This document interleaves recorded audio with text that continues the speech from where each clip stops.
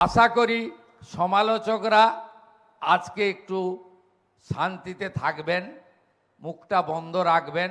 যারা 34+15 49 বছর ধরে শুধু রাজনীতি আর চুরি ছাড়া কিছু করেননি, দয়া করে আজকে যে 44,000 শিক্ষার্থীকে খাওয়ার আমরা দিলাম, সোমবার দিন পারলে একবার আপনারা গিয়েও একটু স্বাদ নিয়ে আসবেন, খাওয়ারটা কেমন হলো।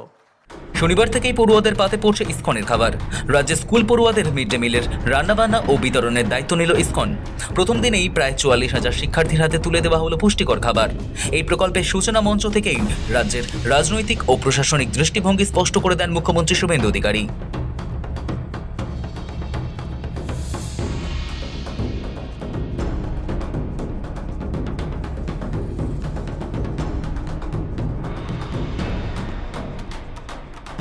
কলকাতা পুরসভা এলাকার 500টি সরকারি ও সরকার পোষিত বিদ্যালয়ের 44,000 ছাত্রছাত্রীর পাতে সুষম আহার তুলে দেওয়ার মধ্যে দিয়ে এই প্রকল্পের সূচনা করেন মুখ্যমন্ত্রী শুভেন্দু অধিকারী। ইসকনের অঙ্গ সংস্থা অন্নামৃত ফাউন্ডেশন এর রান্নাঘর থেকে প্রযুক্তি ও স্বাস্থ্যবিধি মেনে শিক্ষার্থীদের কাছে খাবার পৌঁছে দেওয়া হবে। মুখ্যমন্ত্রী বলেন, আগামী 3 মাসের মধ্যে এই পরিষেবার পরিধি বাড়িয়ে শহর কলকাতার 2.5 লক্ষ শিক্ষার্থীর কাছে সম্প্রসারিত করা হবে। পাতে ভাত পোলাও তো থাকছেই, সপ্তাহে 2 দিন ডিম দেবার কথাও বলেন তিনি। কর্পোরেশন এলাকার প্রাক প্রাথমিক থেকে উচ্চ প্রাথমিক স্তরে 500টি বিদ্যালয়ে 44,000 শিক্ষার্থীকে আজকে থেকে পুষ্টিকর মধ্যাহ্ন ভোজন পরিবেশনের কর্ম শুরু করা হলো এবং আগামী 3 মাসের মধ্যে এই পরিষেবা সম্প্রসারিত হয়ে 2.5 লক্ষ শিক্ষার্থীর কাছে পৌঁছে দেওয়া হবে। ইসকন প্রস্তাবিত সুষম খাদ্য তালিকায় রয়েছে প্রধান খাবার ভাত অথবা খিচুড়ি অথবা পোলাও, প্রোটিন ও তরকারি, পনির অথবা ছানা, সয়াবিন অথবা মরশুমি সবজি অথবা বাদাম, মিষ্টি ও পুষ্টি, মিষ্টি অথবা মরশুমি ফল। বিরোধী আন্দোলনের প্রসঙ্গ টেনে ক্ষোভের সুরে শুভেন্দু অধিকারী বলেন, প্রথম থেকেই একদল লোক আন্ডা করে মিছিল বের করে ফেললেন। ইসকনের একটি আনকম্প্রোমাইজড রীতিনীতি ও ধর্মীয় বিশ্বাস রয়েছে, সেখানে কোনো সমঝোতা করা সম্ভব নয়। তবে ওড়িশার মডেল অনুসরণ করে বিকল্প পথ তৈরি করা হয়েছে। ইসকনের সাথে খাবারের পাশাপাশি স্বনির্ভর গোষ্ঠীর মাধ্যমে সপ্তাহে 2 দিন শিক্ষার্থীদের সিদ্ধ ডিম বিতরণ করা হবে। ইসকন একটি আধ্যাত্মিক সংবিধান দিয়ে গেছে, তারা কিছু না জেনে, আরে আপনারা তো চাইলে স্কুল শিক্ষামন্ত্রীর সঙ্গে কথা বলতে, তাহলে আপনারা আধিকারিকের কথা বলতে পারেন, নাও পারেন সরাসরি যোগাযোগ যে আপনাদের সব কিছু হয়েছে করে মিছিল বের করে ফেলেন। সাত্বিক আহারে গ্রহণ করেছি, তাদের যে আনকম্প্রোমাইজ রীতিনীতি রয়েছে যেটাতে তারা সমঝোতা করেন না, আমরা করতেও বলবো না। তার বাইরেও আমরা উড়িষ্যাতে আমাদের টিম পাঠিয়েছিলাম, সেখানে এসএইচজি গ্রুপকে দিয়ে আলাদা করে সপ্তাহে 1 দিন করে তারা ডিম সিদ্ধ দেন। আমরা ঠিক করেছি এসএইচজি গ্রুপকে দিয়ে আমাদের ব্যবস্থাতেই 2 দিন বাচ্চাদের ডিম সিদ্ধ বিতরণ আমরা করব। হিংসা রিপু সংবরণ করুন, বিরোধীদের খোঁচা মুখ্যমন্ত্রীর।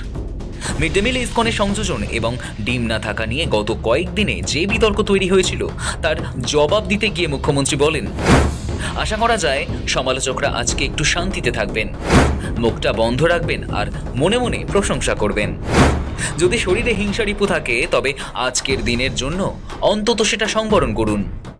আশা করি সমালোচকরা আজকে একটু শান্তিতে থাকবেন, মুখটা বন্ধ রাখবেন আর মনে মনে প্রশংসা করবেন। আর যদি হিংসা রূপু শরীরে থাকে সেটাও সংযমব্রত, অন্তত আজকের দিনের জন্য আপনারা হিংসা রিপুটাকে নিয়ন্ত্রণ করবেন। একজন রাঁধুনিরও কাজ যাবে না। ইসকন আশায় রাঁধুনিদের কাজ হারানোর যে আশঙ্কা তৈরি হয়েছিল তা উড়িয়ে দিয়ে মুখ্যমন্ত্রী জানিয়ে দেন, একজন রাঁধুনিও কর্মচ্যুত হবেন না। আগের সরকারের আমলে রাঁধুনিরা পেতেন মাত্র 2,000 টাকা ভাতা। বর্তমান সরকার চলতি আগস্ট মাস থেকে তাদের ভাতা 1,000 টাকা করে বাড়িয়ে 3,000 করেছে। আরেকটা মিছিল আমার চোখে পড়েছিল 1 মাস আগে। মিড ডে মিলের রাঁধুনি যে সমস্ত আমাদের দিদি এবং বোনেরা আছেন, তাদের নিয়ে একটা মিছিল হয়েছিল। ইসকনকে ঢুকিয়ে দেওয়া হচ্ছে, হিন্দু সরকার, আমাদের কাজ কেড়ে নেওয়া হচ্ছে। আমি আমার এই দীর্ঘ রাজনৈতিক এবং জনপ্রতিনিধি জীবনে দুটো মন্ত্রকে আত্মস্থ করেছি, একটা হলো ধৈর্য আর একটা হলো সহ্য। আমি সেই মিছিলকারীদের উদ্দেশ্যে বলি, একজনও রাঁধুনি মা দিদি বোন কর্মচ্যুত হবেন না। ইসকন তার রান্নার প্রক্রিয়াতে, বিতরণের প্রক্রিয়াতে তাদেরকে যুক্ত করবে, এবং যুক্ত করার শুধু নয়, আমরা তাদেরকে আগের সরকার মাত্র 2000 টাকা দিত, আমরা আগস্ট মাস থেকে তাদেরকে 1000 টাকা বাড়িয়ে 3000 টাকা করে দিয়েছি। আমাদের টাকা নেই, 8 লক্ষ কোটি টাকা ঋণের বোঝা। ধীরে ধীরে এই রাজ্য যখন অর্থনৈতিকভাবে আরও শক্তিশালী হবে, বেশি দিন হয়নি, 11 সপ্তাহের সরকার, 1 বছর চেয়ে নিচ্ছে। অনুষ্ঠান থেকে মিড ডে মিলের গুরুত্ব ব্যাখ্যা করতে গিয়ে দেশের প্রাক্তন প্রধানমন্ত্রী অটল বিহারী বাজপেয়ীর দূরদর্শিতার কথা স্মরণ করেন মুখ্যমন্ত্রী। তিনি জানান, গ্রামীণ ও অর্থনৈতিকভাবে দুর্বল পরিবারের শিশুদের ক্ষুধা ও দীর্ঘ পথ হেঁটে স্কুলে আসার পর ড্রপ আউট হারের ওপর ভিত্তি করেই বাজপেয়ী প্রথম সর্বশিক্ষা অভিযানের আওতায় পুষ্টিকর আহারের ওপর জোর দিয়েছিলেন। বর্তমান প্রধানমন্ত্রী নরেন্দ্র মোদীর প্রশংসা করে শুভেন্দু বলেন, আগে যেখানে শিক্ষার্থীর মাথাপিছু সরকারের মাত্র 3 টাকা বরাদ্দ ছিল, এখন তা বাড়িয়ে প্রাথমিকে 6.78 টাকা থেকে 10 টাকা এবং উচ্চ প্রাথমিকে 10 টাকা সমতুল্য করা হয়েছে। এই মিড ডে মিলের কনসেপ্ট এবং আমাদের যে ড্রপ আউট বন্ধ করার জন্য ভারতরত্ন প্রয়াত অটল বিহারী বাজপেয়ী, প্রাক্তন প্রধানমন্ত্রী, প্রথম তিনি মাথায় এনেছিলেন। বর্তমান প্রধানমন্ত্রী নরেন্দ্র মোদীজি এই কর্মসূচিতে আগে মাত্র 3 টাকা করে বরাদ্দ ছিল, সেই বরাদ্দ আস্তে আস্তে বাড়াতে সরকারের সামর্থ্য অনুযায়ী তা তিনি বাড়ানোর ব্যবস্থা করেন। শিক্ষার্থীদের পুষ্টিমান বাড়াতে উত্তরপ্রদেশের দৃষ্টান্ত তুলে ধরেন মুখ্যমন্ত্রী। পিএম পোষণ প্রকল্পে অতিরিক্ত বরাদ্দ দেওয়ার জন্য যোগী আদিত্যনাথকে ধন্যবাদ জানিয়ে তিনি বলেন, উত্তরপ্রদেশ সরকার নিজস্ব তহবিল থেকে শিক্ষার্থীদের জন্য অতিরিক্ত 1 গ্লাস দুধ, ফলের রস, গোটা আপেল, পনির কিংবা উচ্চমানের ডাল পরিবেশন করছে, যা অত্যন্ত প্রশংসনীয়। উত্তরপ্রদেশের মহান মুখ্যমন্ত্রী যোগী আদিত্যনাথজিকে ধন্যবাদ দেব যে তিনি পিএম পোষণে আলাদা করে 1 গ্লাস দুধ, কোথাও ফলের রস, কখনো গোটা আপেল, কখনো পনির, কখনো ভালো ডাল ইত্যাদি অ্যাডিশনালি তার রাজ্য সরকার থেকে দিয়ে আসছেন। যারা 34+15 49 বছর ধরে শুধু রাজনীতি আর চুরি ছাড়া কিছু করেননি, দয়া করে আজকে যে 44,000 শিক্ষার্থীকে খাওয়ার আমরা দিলাম, সোমবার দিন পারলে একবার আপনারা গিয়েও একটু স্বাদ নিয়ে আসবেন, খাওয়ারটা কেমন হলো।